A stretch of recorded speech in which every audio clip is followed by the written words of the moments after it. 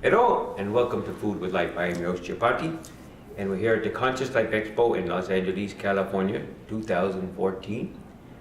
And we are doing a very special show with a very special man.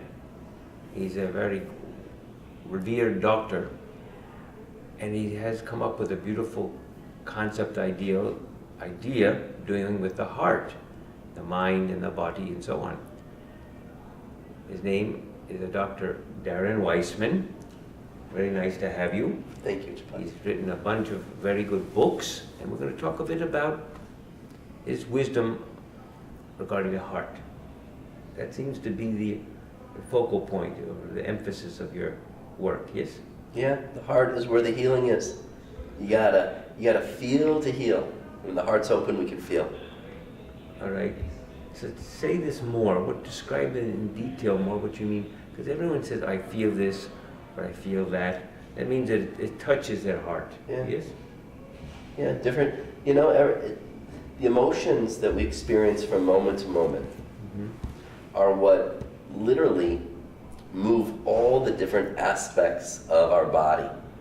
This is tied in with Chinese medicine, Ayurvedic medicine. There's energy channels. So the energy that moves us, it's almost like a play on words. Energy that moves us, the energy in motion is our emotion. And it's our ability to feel our emotions that either it's like digesting food. If we can digest our emotions, then that processing of emotions literally becomes a fuel for our bodies, a fuel for our minds, a fuel for our relationships, so that we can begin to thrive in life rather than being so frantic and overwhelmed by the circumstances that we often face. So on a more biological level, is there actually, what happens in the physiology when the heart is activated? Well, what happens in the physiology is, there's a couple things that happen. Our body's chemistry is directly related to our emotional state of being.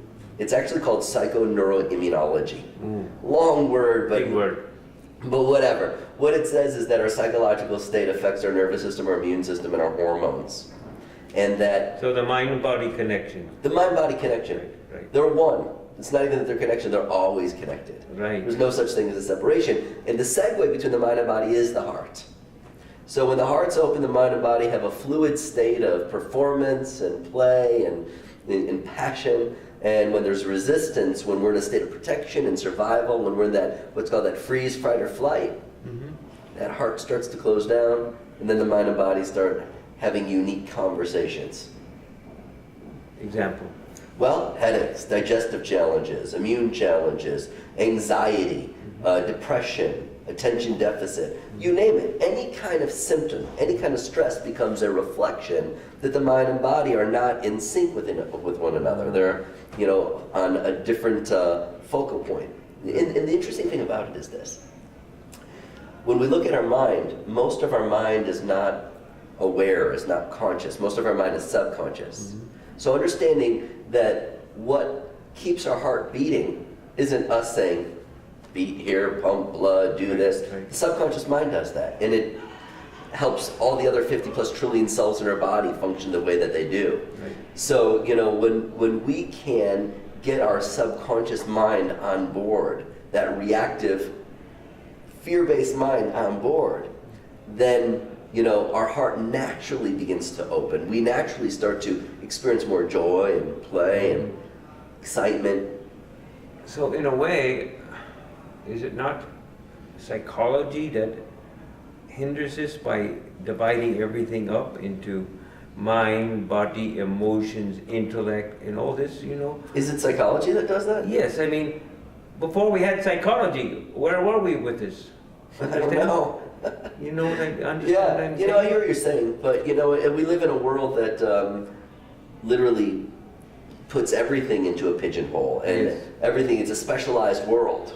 And it has its place. It does some good things at times, but until we really recognize the holism and the interconnectedness of things, we miss the big boat as far as understanding the nature of why people suffer. There's a huge psychological complex that affects our biology, our behavior, our mental state, our spiritual state. Having an awareness of this is so important.